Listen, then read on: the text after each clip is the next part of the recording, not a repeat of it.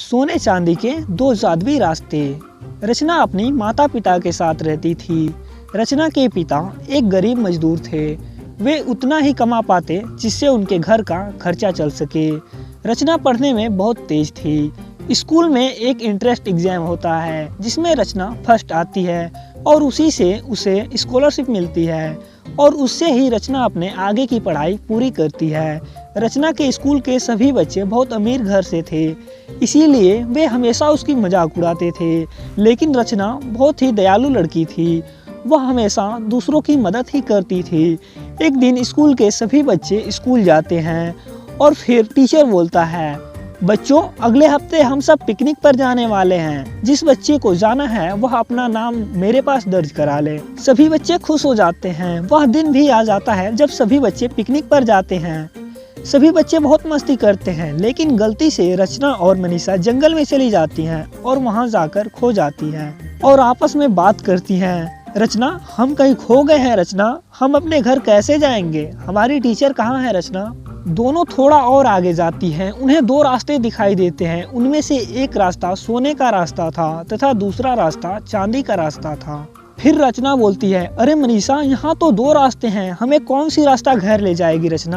रचना के इतना बोलते ही वहाँ पर एक जादूगर प्रकट हो जाता है और बोलता है, बेटी यहाँ पर दो रास्ते हैं। इन दो रास्तों में किसी एक रास्ता चुनना होगा तुम्हें, तभी तुम घर पर जा पाओगी। फिर मनीषा बोलती है, लेकिन आप बताइए तो सही कौन सा रास्ता जाना है? फिर जादूगर बोलता है, बेटी ये सोने का रास्ता से अगर तुम जाओगी तो इस रास्ते पर जाओगी तो तुम्हें धन दौलत और सोना चांदी मिलेगा और तुम्हें जिंदगी भर कुछ करने की कोई जरूरत नहीं पड़ेगी। और अगर तुम इस चांदी वाले रास्ते पर जाओगी तो वहाँ पर दो बुढ़िया मिलेंगी और उनका तुम्हें सेवा करना होगा।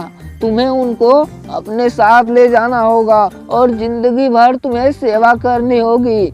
तुम्हें खुद ये रास्ता चुनना होगा। इतना सुनकर मनीषा बोलती है, मैं तो सोने वाले रास्ते पर ही जाऊंगी, क्योंकि वहाँ हमें बहुत सारी ज्वेलरी मिलेंगी और हमें पढ़ने की कोई जरूरत नहीं पड़ेगी। लेकिन रचना बहुत ही दयालु थी। वो कहती है कि जादूगर जी, मैं तो चांदी वाले रास्ते पर ही जाऊंगी, क्योंकि मेरी माँ कहती है हमें बड़े बूढ़ों की हमेशा सेवा करनी चाहिए। मनीषा और रचना अपने अपने रास्ते चल देती है। रचना आगे जाकर दो बीमार बुढ़िया पाती है। रचना उनको दवाइयाँ देती है और अच्छा खाना पकाकर खिलाती है। रचना बहुत ही प्यार से उनकी सेवा करती है और बुढ़िया फिर ठीक हो जाती है और वह दोनों बुढ़िया परी बन जाती है और बोलती है, बेटा हम तुम्हारी परीक्षा ले रहे थे, तुम नेक और दयालु लड़की हो। फिर परी जादू से रचना को उनके घर पहुंचा देती है। अब रचना के पास घर में किसी भी चीज की कोई कमी नहीं रहती है। वहीं दूसरी ओर मनीषा आगे जाकर एक चुड़ैल से मिलती है। आजा आजा लालची लड़की,